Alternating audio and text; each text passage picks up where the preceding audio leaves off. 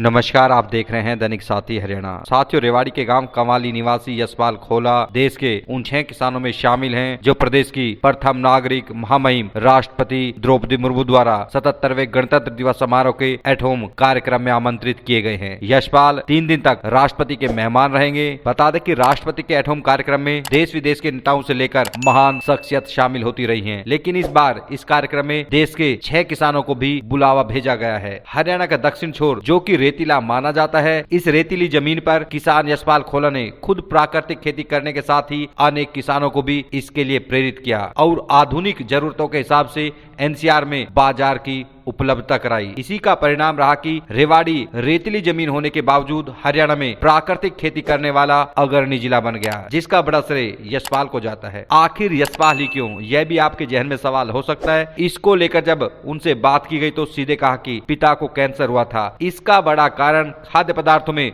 रासायनिक कीटनाशक बताए गए। यूं तो यशपाल का पहले से ही प्राकृतिक खेती की ओर रुझान था, लेकिन उन्होंने इसे अब बड़े स्तर पर करने की ठानी और किसान अरावली क्लब बनाकर इस मुहिम को आगे बढ़ाया। अब आपको दिखाते हैं राष्ट्रपति का निमंत्रण मिलने के बाद किसान यशपाल खोला ने क्या कहा। जी नमस्कार, आपके सभी दर्शकों को मेरा नमस्कार। मैं यशपाल खोला, जिला रेवाड़ी, प्रदेश हरियाणा के गांव कमाली का रहने वाला हूं।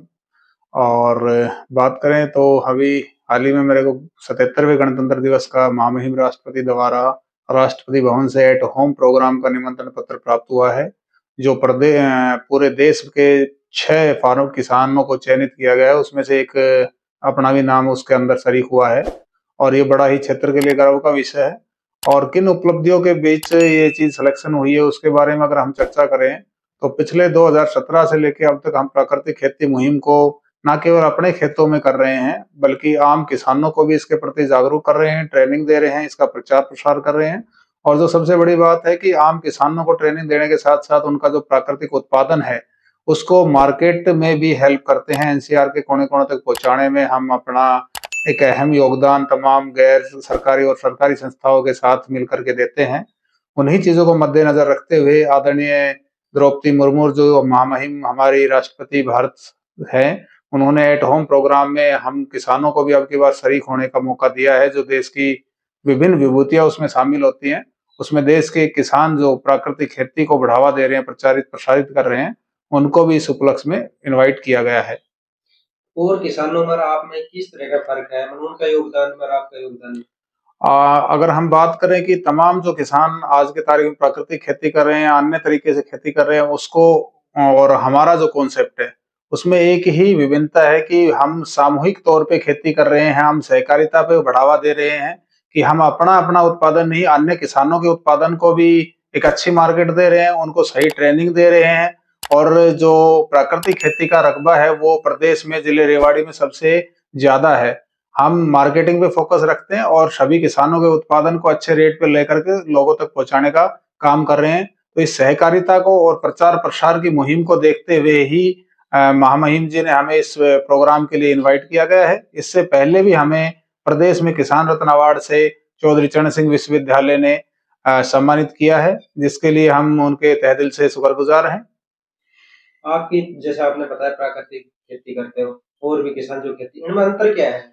जो खेती की हम मोस्टली बात करें तो लोग रसायन पे डिपेंडेंसी के दौरान अपनी खेती करते हैं, जिसमें यूरिया, डीएपी, पोटास, इस तमाम तरीके की महंगी खर्चीली चीजों को लाते हैं और अपने खेतों में डालते हैं। उत्पादन तो बढ़ जाता है मगर कहीं ना कहीं गुणवत्ता घट जाती है और जो जमीन है वो लगातार बंजर होती जा रही है और उस उत्पादन को आम जनता खाती है, तो उनके स्वास्थ्य के ऊपर बड़े ही नुकसानदायक जो निशान है वो आज आप देखने को मिल रहे हैं कि कहीं डायबिटीज हो रही है, कहीं कैंसर हो रही है और तमाम तरीके की बीमारियां आज खान पान की वजह से हमारे राष्ट्र के अंदर फैलने लग रही है। उन सब का एक ही निदान है, वो है गो आधारित प्राकृतिक खेती। ये बैक्टीरिया बेस्ड खेती है, इसमें किसान का खर्चा भी कम होता है, जमीन का स्वास्थ्य भी बढ़ता है, आम जन को जो उत्पादन किसान पैदा करके देता है वो खाने में भी पौष्टिक होता है और उनको तमाम बड़ी बीमारियों से बचाता है। यही प्राकृतिक खेती और रासायनिक खेती के मोटे मोटे जो नुकसान और फायदे हैं वो मैंने आपके सामने रखे हैं। आप प्राकृतिक कितने कितने किस किस तरह की खेती प्राकृतिक कर रहे हैं, कितने टाइप की जो भी? बिल्कुल मैं जो आज खेती हम कर रहे हैं इसमें विभिन्न प्रकार की सब्जियां जो सीजन की होती हैं उनको भी हम ग्रो करके लोगों तक पहुंचाने का काम कर रहे हैं। हम दालों पे काम कर रहे हैं, हम मस्टर्ड पे काम कर रहे हैं, उसको प्रोसेस करके उसका तेल निकाल के लोगों तक पहुंचाते हैं, जो कि एचयू की 1806 वैरायटी है, आईसीआर की 33 नंबर है, जिनमें यूरिक एसिड काफी कम होता है, जो खाने में लोगों की हेल्थ के लिए बहुत अच्छा तेल होता है। इसी प्रकार से हम गेहूं के अंदर देसी वैरायटी सोना मोती बंसी 306 283 इस टाइप की वैरायटियों पे काम कर रहे हैं, जो लोगों को टेस्ट में भी अच्छी लगती हैं, पौष्टिकता के हिसाब से भी अच्छी हैं। तो मोस्टली हम दालों पे, अनाज पे, तिलहनीय चीजों पे और सब्जियों पे, फ्रूटों पे काम करते हैं, ताकि एक उपभोक्ता की रसोई का काफी जो प्रोड्यूस है वो हमसे चला जाए और उसको कहीं बाहर दर-बदर ना घूमना पड़े।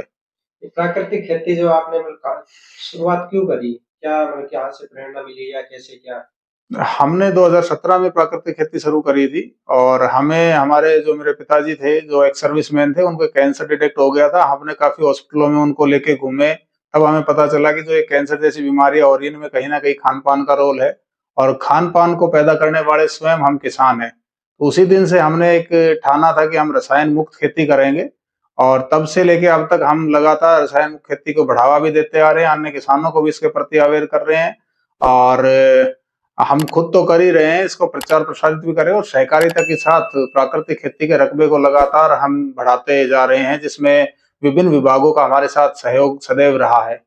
आपने जैसे जागरूक है, कुछ मतलब कोई और किसान जुड़े हैं जितना आपने अभी तक 17 के बाद 9 साल हो गए, कोई जागरूक हुए हैं इस तरह की, कोई आपने करी प्रेरणा? बिल्कुल, मैं बताना चाहूँगा कि प्रदेश में जिला रेवाड़ी सबसे अग्रणीय है। इसमें 150 से 200 किसान प्राकृतिक खेती अपना चुके हैं। 1000 से 1200 एकड़ का रकबा यहाँ पे कन्वर्ट हो चुका है और लगातार ये रकबा प्राकृतिक खेती का जिला रेवाड़ी में बढ़ने लग रहा है। उसी मुहिम को मद्देनजर रखते हुए आज जो ये आमंत्रण पत्र प्राप्त हुआ है, ये हमारे लिए भी गौरव का पल है और तमाम उन योद्धाओं के लिए गौरव का क्षण है जो प्राकृतिक खेती को बढ़ावा दे रहे हैं। आपने किस तरह से इसमें पढ़ाई वगैरह करी या कैसे दी नॉलेज की? वैसे तो मेरा इस क्षेत्र में अनुभव ज्यादा लंबा रहा है, बाकी बेसिक जो ट्रेनिंग है वो मैंने गुरुकुल कुरुक्षेत्र से ली है इसकी और 2 साल का डिप्लोमा चौधरी चरण सिंह विश्वविद्यालय हिसार से मैंने किया है। बाकी लंबे टाइम से हम प्राकृतिक खेती करें तो आज काफी दूर दराज के किसान यहाँ ट्रेनिंग लेने आते हैं। युवा जो बच्चे पढ़ रहे हैं वो इंटर्नशिप यहाँ से करके जाते हैं 35 से 45 दिन की तमाम विश्वविद्यालयों के, और भी जो कृषि विशेषज्ञ हैं वो भी अपने ट्रायल यहाँ पे हमारे साथ लगाते हैं। एक खेती को करने में प्राकृतिक और वैसे नॉर्मल खेती जो करते हैं, इसमें कितना टाइम पीरियड लगता है? इसमें की मेहनत है उसमें ज्यादा है कि इसमें ज्यादा है? खेती काम मेहनत का ही है, प्राकृतिक खेती हो चाहे रासायनिक हो, मगर अगर हम प्राकृतिक खेती के पैटर्न को एक बार अपना लेते हैं, अच्छे से ट्रेनिंग ले लेते हैं, तो इसमें ना कोई ज्यादा टाइम लगता है, ना कहीं भी उत्पादन की कमी आती है, बल्कि गुणवत्ता बढ़ती है, खर्चा कम होता है और खाने वाले लोगों के लिए स्वास्थ्य अनाज भी प्राकृतिक खेती के माध्यम से ही पूरा किया जा सकता है। जब आपको 3 दिन के क्या किस तरह शेड्यूल रहेगा? अगर आपके घर पे जैसे जिस तरह से आए तो किस तरह की खुशी या कैसे कब कितना पूरा शेड्यूल कैसे रहेगा? इसका 3 दिन का प्रोग्राम राष्ट्रपति भवन के अंदर है, जिसमें 25 तारीख को एट होम प्रोग्राम है, गणतंत्र दिवस की परेड है, उन सब में शरीक होने का हमें मौका मिलेगा। और बात करें कि इस अवार्ड को प्राप्त करके जो खुशी हो रही है वो केवल हमें नहीं, ये तमाम किसानों को इसकी खुशी हो रही है, हमारे पूरे अरावली किसान क्लब के सदस्यों को हो रही है और देश प्रदेश में जिले में जितने भी प्राकृतिक खेती करने वाले किसान है या और जो अपने एंटरप्रेन्योरशिप पे खेती कर रहे हैं, सब किसानों में एक खुशी की लहर है कि हमारे बीच का एक किसान महामहिम राष्ट्रपति के एट होम प्रोग्राम में शरीक हो रहा है। बाकी किसानों को क्या संदेश देंगे ताकि अब भी आगे बढ़ के आपके साथ जुड़े प्राकृतिक खेती, ताकि उनको सम्मान, क्योंकि अपने यहाँ के जो नीचे किसान गरीब से गरीब किसान जा रहे हैं। हम लंबे टाइम से प्राकृतिक खेती का प्रचार प्रसार कर रहे हैं और हर रोज कुछ ना कुछ संदेश किसानों के बीच लेके जा रहे हैं कि आने वाला समय प्राकृतिक खेती का है। और हमसे बड़ा संदेश आज महामहिम राष्ट्रपति जी ने एक किसान को इतने बड़े प्रोग्राम में इनवाइट करके दे दिया है कि आम किसान के साथ राज्य सरकार, प्रदेश, आपकी देश की सरकार, सेंट्रल गवर्नमेंट और महामहिम बैठी हैं। आप प्राकृतिक खेती मुहिम को आगे बढ़ाएं, आपके पूरे मान सम्मान का ख्याल रखा जाएगा।